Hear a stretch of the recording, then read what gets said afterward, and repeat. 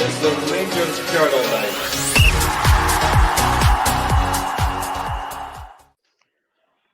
Good evening, Internet. This is your Rangers Journal post-match reaction pod after Rangers got through in the third round of the Champions League qualifiers, but unfortunately it was defeat on the night after we lost 2-1 to the Czechia side, Victoria Plzen, but did go through 4-2 on aggregate. Joining me to go through the game, first of all, is Ross. Ross, how are you, pal?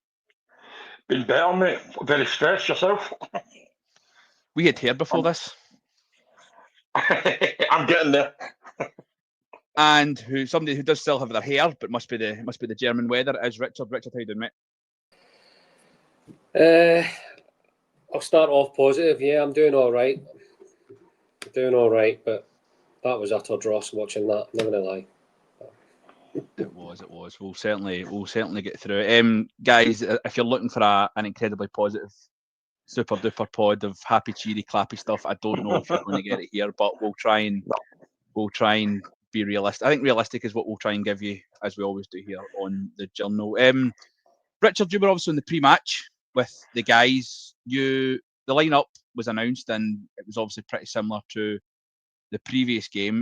Was that probably something we were expecting from the manager?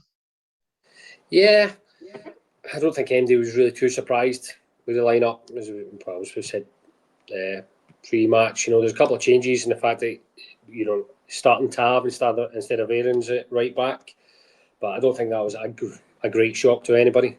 Really, so no surprises, no real concerns either. Really, to be honest, pre-match. I don't think any of us had concerns pre-match because we've been asking the manager to play, players in the correct position. And Ross, obviously, the only kind of thing that was maybe a discussion point was Max Aarons did go off with an injury on Saturday, and James Tavernier came into his place. Probably not to be unexpected, but apart from that, was the lineup something what you were looking for? Yes, that was the only change that I assumed was going to happen. But yeah, I remember that lineup. Yes, I'm glad Raskin got a start. Definitely, and his personal position. Yeah, I think that's what we've been kind of screaming out for. We've been screaming out for Raskin in the six. We've been screaming out for guys playing in the right position. No Dowell. At front three of Ant-Man, Dessers and Kasama is probably what we're looking for at the moment. Obviously, we can break through the game if you'd like, but I think what we probably need to overarch that with is that overall, Richard, it was an unacceptable performance from Rangers. There was the defence that couldn't defend, a midfield that couldn't pass, and an attack that was simply unacceptable, wasn't it?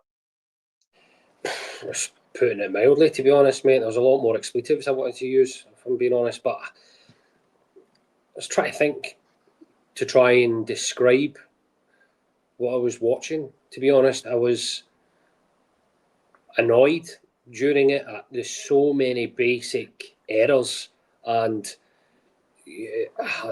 they made us look like a championship team, a League One team, just doing the simple stuff just was not there. And then no penetration, no real, I don't want to say desire because I've seen people sort of running, things like that, but just no creativity. It was just infuriating from start to finish. All right, Butland made a few good saves, but even then there was an error right at in the first 15 minutes where he got closed down when he should have just booted the ball up the park. I understand that we want to play from the back, and that's the idea. But if it's not on, just get rid of it. Not risk being closed down. And from there, it just got worse. And I'm not just blaming I'm not just saying that about Butland. That's just the first example. There was just so many sort of like unforced errors from us, I thought, just throughout the game that was just pissing me off. To put it mildly. That's your explicit. Everybody gets one on the show. I think we've always came in agreement that everybody gets one, especially after a performance like that. We were obviously trying to play out for the back, and Gordon's obviously asked the question. We obviously thought out from the back. We have been trying to do it, but I understand that sometimes we can't do it. Jack Butland at times was willing to go along with the ball, but it was not sticking with Cyril Dessers at all. Cyril didn't have the greatest night of his career. But, I think we're asking probably to do a little bit of a different job than what he's normally asked to do. Would you agree? Yeah, kind of I kind of annoyed with Dessers. I feel like he should be running back, looking for the ball, not actually just like staying where he is and expecting the ball. I've seen the comments are positive get through, but that was not a positive performance at all. It's pretty rubbish. I'm actually not looking forward to the Alloa game. I'm really not. And we should be saying that about Rangers fans. Being honest, I'm actually really not looking forward to it at all.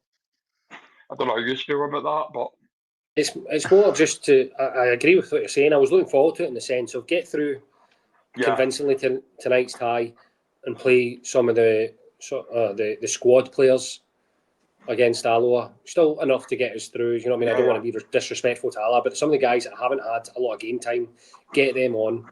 You know, save some of the legs and some of the are out and out starters, who right now I can't even say who they are, to be honest. After that, but that was what I was thinking pre-match.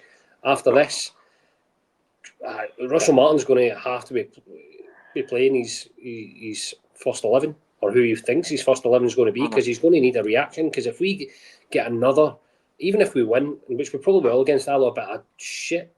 Sorry, that's my second one.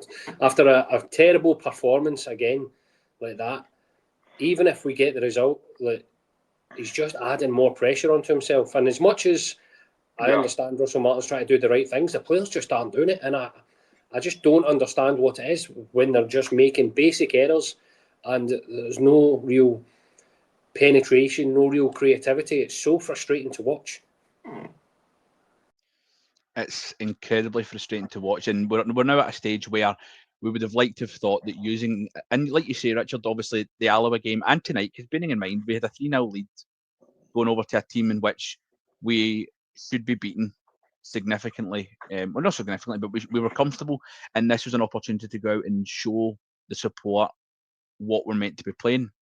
Games like tonight, Alloa, but now we're at a stage where we just need to try and get wins. You know, we've had to we've cancelled the postponement of the St Mirren game basically in a state of panic to get points on the board before we play Celtic, because and on top of that, we're obviously looking at a suspension as well to try and to play around that. We're now 5 or 6 games into this season, proper games, not friendlies, and we're not seeing anything at all. And the Rangers support, I think you both agree with me, if there was embryonic symptoms or embryonic showings of what Russell Martin has claimed his Rangers team is going to look like, using with the terminology that he's used, aggression, courage, passion, we would buy into it.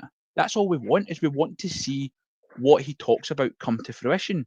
And if we play tonight, if we get beaten 2-1 tonight, but it was because we were being aggressive and we get caught in the break, and we were playing a high press, and we kind of lost the ball and we get caught in the break, people would probably understand. But the fact of the matter is that we've had another game against a team that we're better than, in terms of the talent of players that we've got, but we cannot, we can't string 3 passes together without getting the ball away.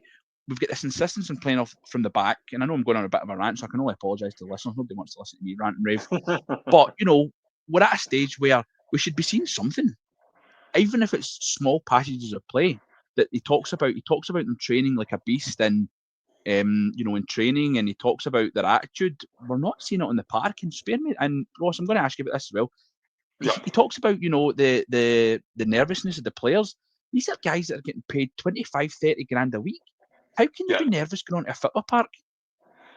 Personally, they shouldn't. They're getting paid millions to perform. If you look, I don't know if you look at the Boo Brigade, for example, the players should be able to block out all the fans. Go out and show why you should play for the jersey. Should have done a previous spot before. But they shouldn't be nervous playing for Rangers. I'm sorry, but if you can't handle it, you can't play for the club.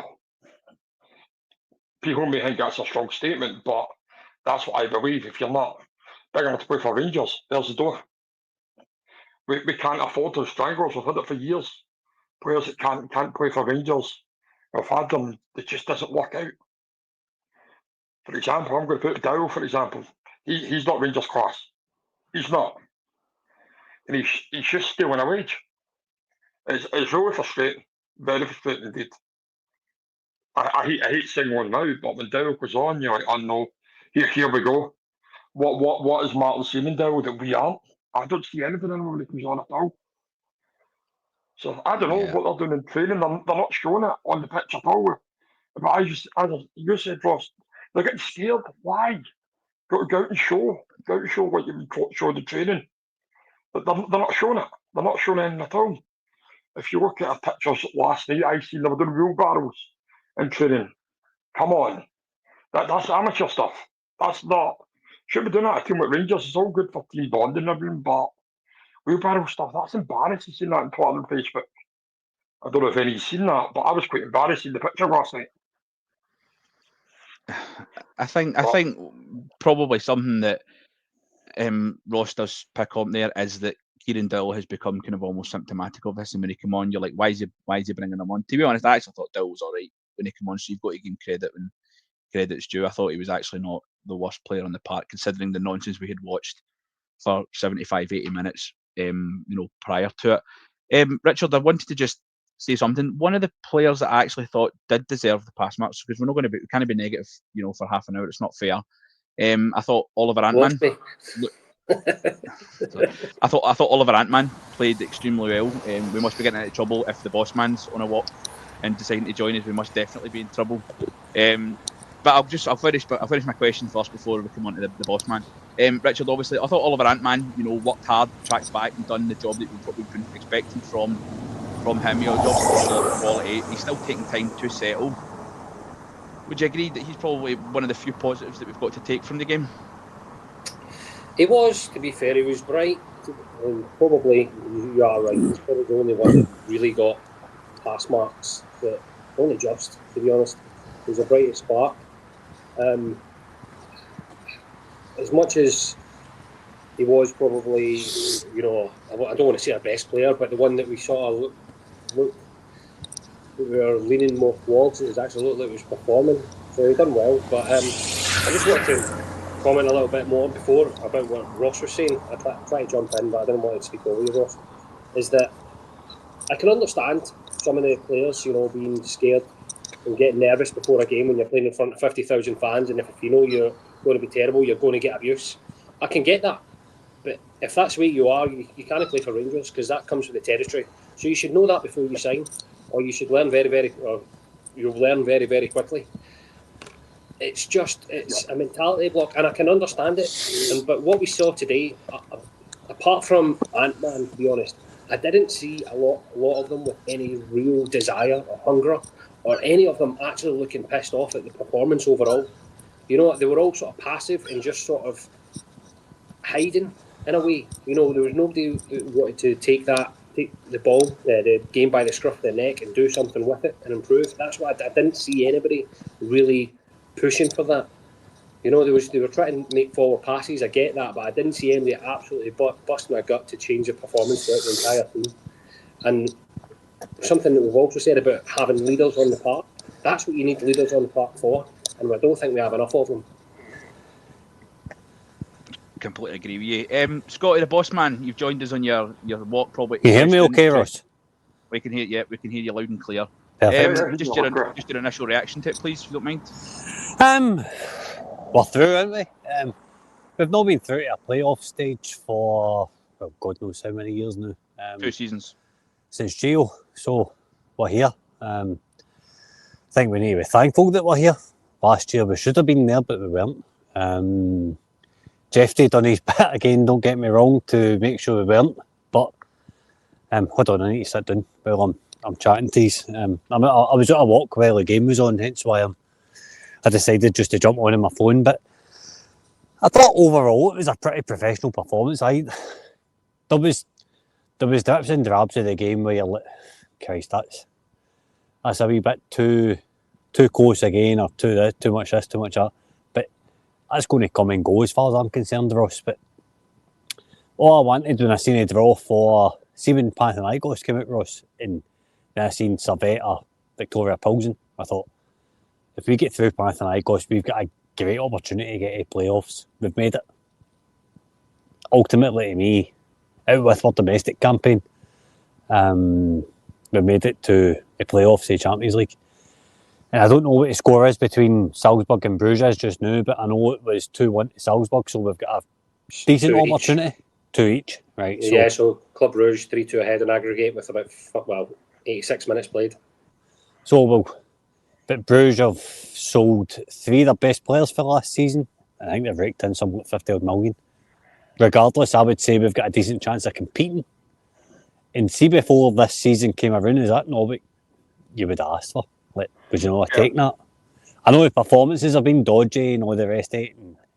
And the style of play is not quite clicked. But I think that's the point, Scotty. It's like, as much as if we had been performing domestically, against Dundee and Motherwell, had results, I think people would accept tonight. Except all we care about is just getting through.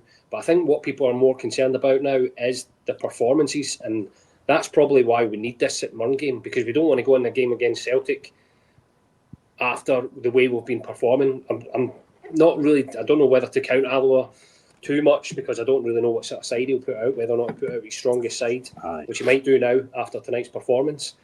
Right, so I think we need another game before we go in against Celtic. Obviously, we're going to have probably the Club Bruges games, but the way which we're playing is not convincing the fans. So as much as, we got through tonight, that's what we should be hoping for in European football, but the way we're performing is a concern. Aye, of course it is overall, but I think we need to remember is we're post-match reaction on a European tie. So overall, I think we need to be happy with getting through in a European playoff for the Champions League. But we're 180 minutes away from reaching the Champions League, whereas this time last season we're getting beat off Dynamo Kiev and getting down to 10 men, and we're on a shoestring budget. And you're looking at it this year, and we're signing players left, right, and centre. And we've got a style of play that's dodgy as right left. There's nothing good about it so far, right? I'll grant that to he's 100%. Everything he's saying is completely right, but what I'm trying to say is remain grounded in terms of where we were compared to where we are. We're about to sign a centre back for £3 million. Nobel Mendy for Real Betis, according to reports. Chris Jack at Rangers Review and Sacha Tavolieri and all the rest of it. Plenty more signings to come. I really hope we can get a striker. I thought we were really, really toothless up top tonight. Really toothless. Dessers should have won as a penalty, which but apart from that, that's all he done. Then he get injured. Then Danilo come on, he links up a goal and does nothing else. I mean, that's your two strikers. Strong rumours around about Igaman believing. Nah, it's not good enough. We've got 3 strikers there. One of them is probably get his head turned with transfer speculation. The other 2, one gets through purple patches and the other one just... I've not even made my mind up on him, to be brutally honest with you, but for what I've seen so far, he drops too deep, he doesn't contribute enough in the box. So I think we need to go out and sign a proper out-and-out number 9. I really want to see a statement signing for Rangers in that area. And I think that would help us going forward domestically. I feel with that, Scotty, that the fans would get on with the board a lot more as well. If we go out tomorrow and sign a striker, it's all right saying these players, but are you saying we need a striker right now? We can't wait till next week. We can't. Aye, but then Ross, you're looking at the service that the strikers have had. I mean, it's 6 matches now, and many chances have they had created on goal? It's all right as if they've had 5 or 6 matches created per match. Yeah. I think we created more for Cyril Dessers last season than we have this season in 2 games. I think if you pick out 2 random matches for the beginning of last season, we create more chances for Dessers than what we do for the 2 games he's played so far this year. And it's just adjusting to his style of play. It's about players finding their positions and finding what way to turn and who's going to be where and all the rest of it. And I've seen a lot of folk getting Jeffy like a lot of stick tonight. I'm saying, like, that's how I was in his chat. I said, well, what do you want? Do you want Max Aarons back at left back? Do you want Ridvan getting injured after a shot and he picks up a groin injury? Because that's what we were this time last season. So we kind of have it all around way. If 49ers and Andrew Kavanagh can't go out and spend every single bit of money to fix this squad right away. We've had 9, we're about to have our 10th signing. Things are going to take time. We really, really need to calm it a wee bit. We're in a playoffs, say Champions League. Let's just kind of be thankful for that tonight and just, like, you know what I mean? Like, hopefully we get through Saturday and then St Mirren comes. We'll worry about it game by game. but it needs to click soon. I will agree with that.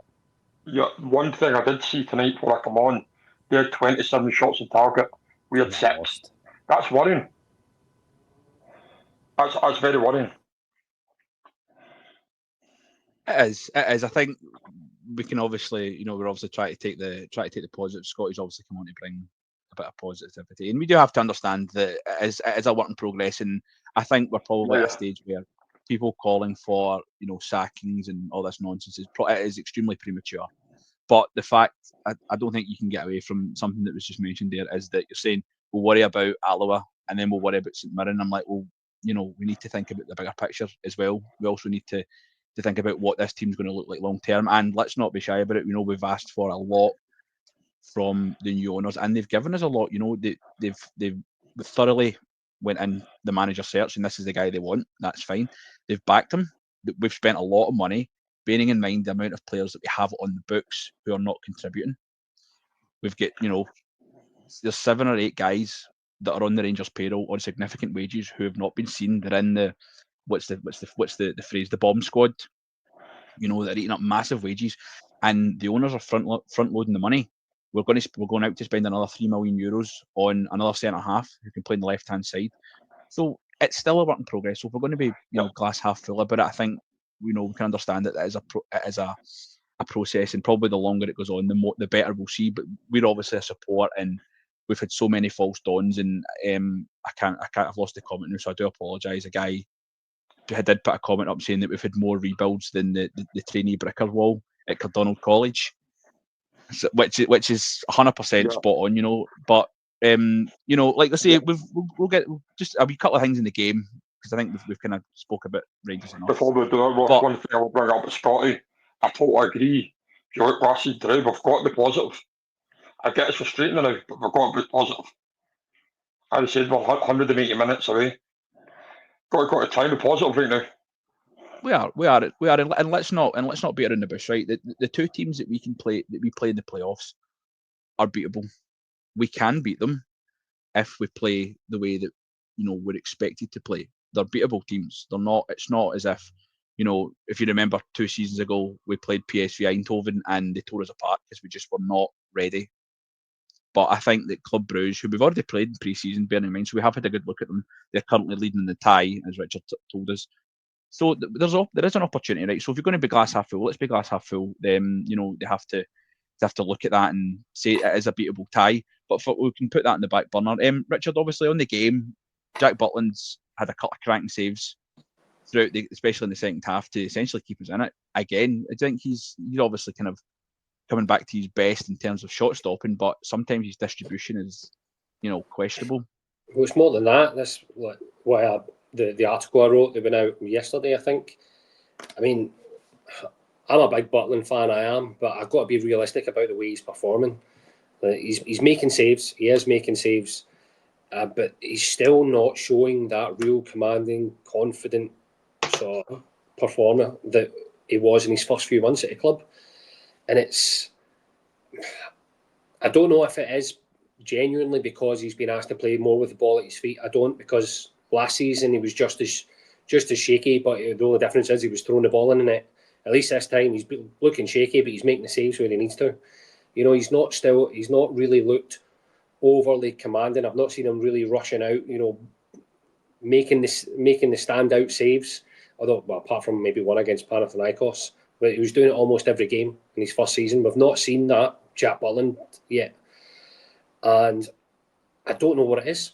I don't know what, because he's doing all right in the games. I don't know if it's just because he's been asked to do something different that he's perhaps not been asked to do in his career that's sort of making him still a wee bit shaky. And obviously he's made a couple of errors playing out from the back. Like I said earlier on about being closed out or almost closed down before he booted the ball up the park. Sometimes you just need to do that. So I'm hoping he does get back to it, because he's got potential to be an absolute class keeper for us if he can find that form back. I don't know how he does it, but that's what they paid us Martin the big bucks for, to try and figure that out. But he's still, like I say, it's not just him though. There's a few others that are just not performing the way they think should. But I'm hopeful Butland will get back to his best eventually. Yeah, I think so too. Ross, we'll just finish obviously on the positive. We do get the goal at 1-0 down. We do get a goal, a great finish from Lyle Cameron. See what happens when you get midfielders that attack the box. Just shows you. It's what I don't know against confidence of going forward. It was a beautiful goal. Beautiful goal where Cameron, I'm glad he's got his first goal. I believe that his first goal for Rangers, correct me if I'm wrong, but hopefully this start. Personally, I think it's a cracking wee player, so I'm glad they got the goal. After I said we needed the goal when we got it. So I think we got the goal, we kind of calmed down a bit. I feel like their goal, the second one, was a very scrappy goal to give away. It's just a free header. But again, be positive. As Scott said, we're 180 minutes away from proper Champions League. We can't be negative. Stay be positive and look forward to Saturday. So look forward to Saturday. I think that's what we've all got to do now. This tie is over. It's in the history books. It's resigned to the records. Obviously, I think it is now confirmed that we will play Club Brugge in the playoff round of the Champions League. That'll probably the first leg will be played next week, I believe. We'll get played at Ibrox next week, and then we'll obviously go over to Belgium the following week. The dates will obviously be confirmed by Rangers. I'd like to, obviously, it's not been the greatest pod. It's not been a terrific performance, and that obviously makes it a little bit harder for us. But we'll always bring you your pre and post match. You'll always get open and honesty from the boys at the Journal. Just obviously, we'll just wrap it up there, guys. I just wanted to say thank you so much. First of all, thanks to Ross. Thanks a lot. Thanks for all the comments, guys. Thanks for your time. Cheers. And thanks to Richard as well, all the way over in Germany. Richard, it's always a pleasure. Always a pleasure, mate. Yeah, it's difficult to be completely positive when you literally get on the pod straight after the game rather than being able to, take a few minutes to compose yourself and think it through. But yeah, like you say, happy to get through, got a chance to go into the Champions League, and that's all that matters at the end of the day, isn't it? It is all that matters. And obviously, the guys will be back on tomorrow night. The guys will have a chance to compose their thoughts, and we'll bring you a little bit more in-depth breakdown tomorrow night on the Rangers Journal. Obviously, I just want to say thanks to everybody in the comments. I know it's not been the most positive group this tonight, but that's understandable. But like I say, it's always a positive. You've got to come on and you've got to take the best out of things. We'll always do that with Rangers supporters, and the good times will come. We just need to keep fighting. We need to keep going. And again, thank you so much for your comments, your questions. Make sure to give us a like, subscribe. If you like what you see, it is the most in-depth Rangers content you will get for absolutely not a penny anywhere on the internet. You won't get anything more in-depth than what you get here at the Rangers Journal. Thank you so much for listening. And remember that every night is your Rangers Journal night. And we'll talk to you again very soon. Good night.